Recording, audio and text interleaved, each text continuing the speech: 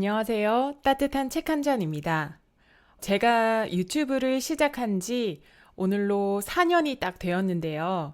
오늘 처음으로 얼굴을 공개하는 영상을 찍게 되었습니다. 앞으로는 책과 관련된 이야기들을 좀 더 다양하게 나누고 싶어서 낭독 영상뿐 아니라 책 내용과 리뷰를 함께 나누는 영상도 이렇게 올려보려고 합니다. 오늘 영상에서는 저의 인생을 바꿔준 인생 책을 여러분과 함께 나눠보려 합니다. 바로 월리스 와틀스의 부자가 되는 과학적 방법인데요. 이 책은 1900년대 초에 월리스 와틀스가 저술했던 책이고 이미 100년이 훌쩍 넘은 책이라서 수많은 출판사에서 다양한 번역본을 통해서 이미 많이 출간이 되었습니다. 그래서 불멸의 지혜, 그리고 부는 어디에서 오는가, 이렇게 지금도 출간이 되고 있습니다. 오늘 저는 이 책 소개를 여러분께 처음으로 하면서 제가 가장 좋아하는 음식인 김밥 이야기로 시작을 해보려 합니다. 제가 세상에서 가장 좋아하는 음식을 딱 한 가지만 꼽으라면 바로 김밥입니다. 특별한 이유는 없지만 무엇을 넣느냐에 따라 맛이 달라지고 내가 좋아하는 재료들을 입맛에 맞게 넣어 먹을 수 있기 때문입니다. 또 어디서든지 편하게 먹을 수 있고 나름 영양소들을 골고루 섭취할 수 있기 때문이죠. 저는 김밥을 가장 좋아하지만 김밥은 저에게 슬픈 추억을 안겨주는 음식이기도 합니다. 어릴 적 저희 집은 늘 형편이 좋지 않았습니다. 가게의 정확한 사정은 몰랐지만 한 번도 무언가를 넉넉히 먹어본 기억이 없습니다. 아버지는 늘 멀리 있는 직장에 가기 위해 새벽부터 일어나서 아침을 챙겨 먹고 출근을 하셨고, 어머니는 가게의 보탬이 되고자 맞벌이를 하셨지만 늘 돈 걱정을 하며 돈 때문에 다투는 부모님을 봤던 기억이 많습니다. 두 분은 늘 성실하게 일하셨지만 경제적으로 크게 나아지지는 않았습니다. 어머니는 늘 절약을 실천하셨습니다. 그런데 합리적인 절약이라기보다는 그냥 무조건 아껴야 하는 절약이었습니다. 그래서 저와 동생은 은연중에 돈은 쓰면 안 되는 거구나를 배우며 자란 듯합니다. 소풍을 가면 들고 갔던 간식을 먹지 않고 그대로 들고 와서 아껴 먹었고, 수학여행을 가면서 휴게소라도 들리면 먹고 싶었던 음식을 꾹꾹 참았던 기억이 남아 있습니다. 그래도 중학교 때까지는 넉넉하진 못했지만 무난한 시절을 보냈던 것 같습니다. 그러다 고등학교에 입학하고 1학년이 끝나갈 무렵 아버지가 갑작스레 오랫동안 다녔던 회사를 그만두셨습니다. 소액 투자자들을 모아서 비료를 수입해서 파는 회사를 창업할 거라고 하셨죠. 아버지는 우리 집의 전 재산과 같았던 퇴직금을 모두 투자했고 1년도 채 안 되어 그 회사는 망하고 대표는 해외로 도주했습니다. 아버지는 충격에 방황하셨고 재산을 날린 채 당장 아무런 수입이 없어진 우리 집은 폐허가 되었습니다. 아버지는 몇 달 동안 연락이 되지 않았고 동생과 저, 어머니, 셋이서 밤마다 울었던 기억이 납니다. 소소한 일거리로 맞벌이를 하시던 어머니는 갑자기 막막해진 생계에 돈을 더 많이 벌 수 있는 일을 찾아 더 열심히 일하셨습니다. 제가 그 당시 할 수 있는 것은 열심히 공부해서 부모님이 바라던 4년제 국립대학에 입학하는 것뿐이었습니다. 어떤 일을 하고 싶은지, 어떤 전공을 선택해서 갈 것인지 보다는 집에서 다닐 수 있고 학비가 저렴한 국립대에 가는 게 유일한 목표가 되었던 것입니다. 저는 그때부터 할 수 있는 최선을 다해 공부를 했습니다. 오로지 혼자서 공부를 해서 성과를 내야 했습니다. 저의 형편을 아는 담임 선생님이 주신 교사용 문제집을 얻어서 열심히 풀었던 기억이 납니다.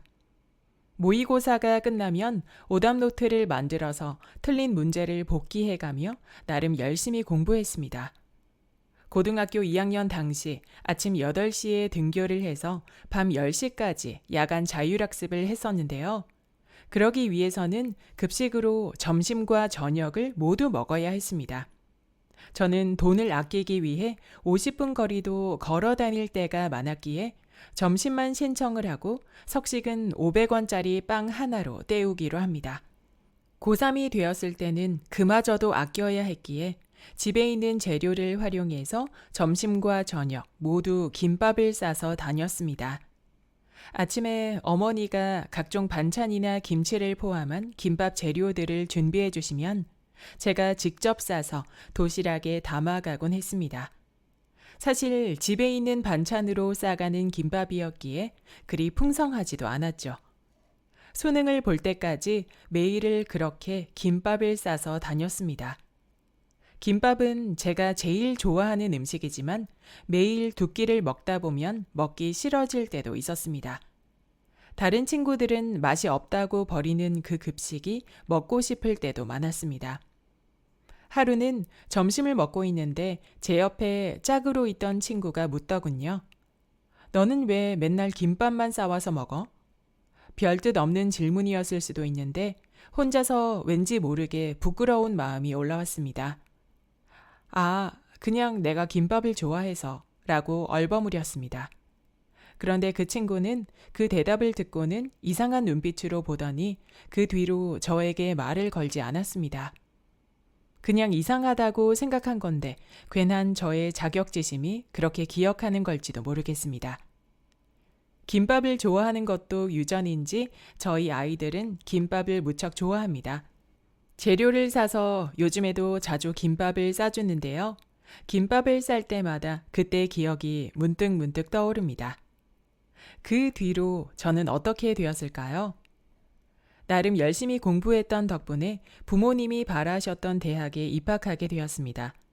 아버지도 자격증을 따고 새로운 직장에서 일을 하게 되셨고 어머니도 여전히 일을 하셨지만 대학에 가서도 집안의 경제 상황은 크게 나아지지 않았습니다.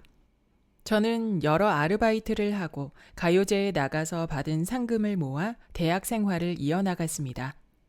저도 여느 친구들처럼 대학 생활을 즐겨보려 했지만 돈이 없으면 인간관계조차 사치였습니다. 그래도 취업을 하고 나서는 온전히 내가 버는 돈으로 먹고 싶은 것과 사고 싶은 것을 쓸 수 있는 기쁨이 찾아왔습니다. 동생까지 취업을 하고 나서는 집안의 형편도 점차 나아졌습니다. 자본주의 사회 속에서 살아가지만 돈보다 중요한 게 얼마나 많은데 돈이 다가 아니야 라는 이상의 젖은 말을 하는 사람이 있습니다. 저는 비록 최근에야 자본주의의 원리와 그 본질에 대해 공부하게 되었지만 돈이 없으면 얼마나 비참하게 살아야 하는지, 얼마나 많이 참아야 하는지를 몸소 잘 알고 있습니다. 가정이 화목한 게 최고라지만 경제적으로 여유로웠을 때 그 화목도 유지가 되는 것입니다. 성공에 있어서 성실한 것은 정말 중요한 덕목이지만 성실하기만 해서는 부를 얻을 수 없다고 생각합니다. 저는 결혼 후 아이를 낳고 나서야 자본주의에 눈을 뜨고 경제를 공부하게 되었습니다. 친정 식구들은 최근에 30년 넘게 살았던 습기 가득한 허름한 주택을 벗어나 새 아파트로 이사해 좋은 환경 속에서 살게 되었습니다. 극적으로 돈을 많이 벌게 되어서가 아니라 돈을 활용하는 방법을 알게 되었기 때문입니다. 돈과 부를 공부하기 시작한 이후의 삶은 개구리가 우물에서 탈출한 듯이 완전히 다른 세상입니다. 부의 원리를 이해하고 배워나갈수록 책을 읽고 내면을 채워나갈수록 가난한 생각에서 벗어나 풍요의 마음으로 채워지는 저를 느낄 수 있었습니다. 20대의 나는 내가 왜 이렇게 힘들게 살아야 하는지 원망하는 사람이었습니다. 하지만 지금의 나는 경제적 자유와 시간적 자유를 만들겠다는 목표를 향해 달려가는 새로운 사람이 되었습니다. 과거의 결핍의 의식에서 벗어나지 못했던 저에게 부에 대한 마음가짐과 생각의 힘을 단단하게 잡아준 인생책이 바로 부자가 되는 과학적 방법이었습니다. 여러분, 우리나라의 끌어당김의 법칙을 유행시켰던 시크릿 열풍 기억하시나요? 시크릿의 저자 론다 번은 시크릿의 원전이 되었던 책이 바로 월리스 와틀스의 부자가 되는 과학적 방법이라고 이야기했습니다.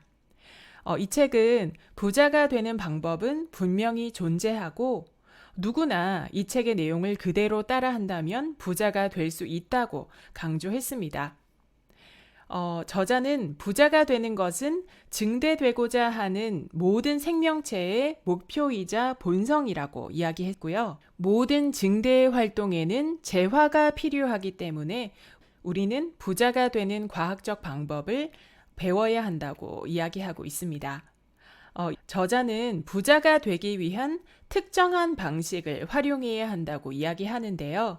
이 책의 내용을 5가지로 압축해서 정리해 보았습니다. 첫 번째는 우주의 법칙을 확고히 믿어야 한다는 것입니다. 우주의 모든 곳에 존재하고 모든 것을 창조해내는 근본 물질이 있습니다. 모든 창조는 우리의 생각을 통해서 이루어지고 인간은 생각을 통해서 원하는 모든 것을 형태로 만들어낼 수 있는 것입니다. 따라서 인간은 자신의 생각을 우주의 근본 물질에 각인시켜서 자신의 생각대로 모든 것이 실제하도록 만들 수 있는 것입니다. 부자가 되기 위해서는 이러한 근본 물질이 존재하고 이러한 우주의 법칙이 있다는 것을 확고히 믿어야 하는 것입니다.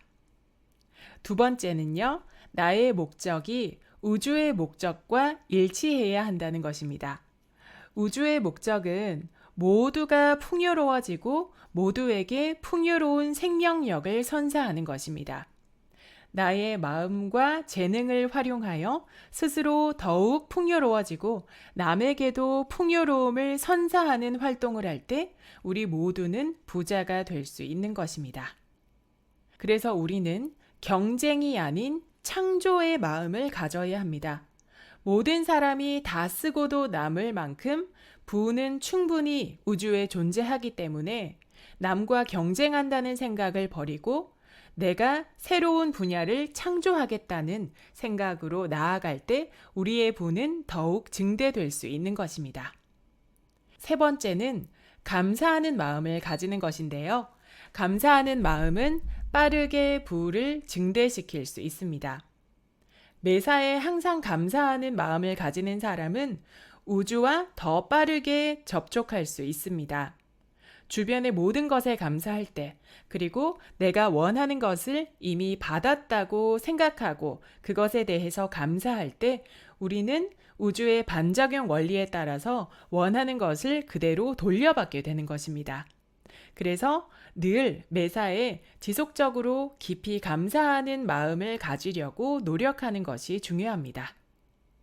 네 번째, 원하는 것에 명확한 심상을 가지고 있어야 합니다. 자신이 원하는 것에 대해서 명확한 심상을 만들고 그것을 꾸준히 지속적으로 생각해 내간다면 우주의 마음에 더 확고히 전달하게 되고 내가 원하는 것이 더 빠르게 이루어지는 것입니다. 5번째는 현재의 자리에서 열심히 행동하는 것입니다. 무엇보다도 실천이 중요하다는 말인데요. 생각하고 있다고 해서 원하는 것이 뚝딱 만들어지는 것은 아니겠죠. 반드시 내가 있는 지금의 자리에서 원하는 것을 받을 수 있는 통로를 만들어 주어야 합니다. 중요한 것은 내가 오늘 할 수 있는 모든 일을 해내고 매사에 최선을 다해서 오늘 하루를 성공적으로 만들어내는 그 작업이 중요한 것입니다. 지금의 자리에서 최선을 다하라. 매일 최선을 다하는 행동을 한다면 지금의 일자리나 사업체 속에서 더 좋은 경험이 만들어지고 더 좋은 일자리로 이직하게 되는 등 부를 받을 수 있는 통로가 계속해서 만들어져 가는 것입니다. 그러기 위해서 우리는 이 책을 통해서 부자가 되는 과학적인 방법을 이해하고 실천해 나가야 하는 것입니다. 안타깝게도 기회는 특별한 사람들만이 독점하고 있다고 생각하는 사람들이 아주 많습니다. 그리고 그 사람들이 부를 다 가지고 있기 때문에 나는 부자가 될 수 없다라고 단정하는 사람들이 점점 늘어나는 추세죠. 그런데 이 책의 저자 월리스 와틀스는 말하고 있습니다. 기회를 못 잡아서 가난한 사람은 없다. 남들이 재화를 독점하고 그 주변에 담장을 높다랗게 둘러쳤다고 해도 기회는 반드시 온다. 부는 모두에게 돌아갈 만큼 충분하다고 강조했습니다. 경쟁이라는 생각을 우리는 없애야 합니다. 여러분은 새롭게 무언가를 창조하는 것이지 이미 창조된 것을 두고 남과 경쟁하는 것이 아닙니다. 여러분은 경쟁자가 아닌 창조자가 되어야 합니다.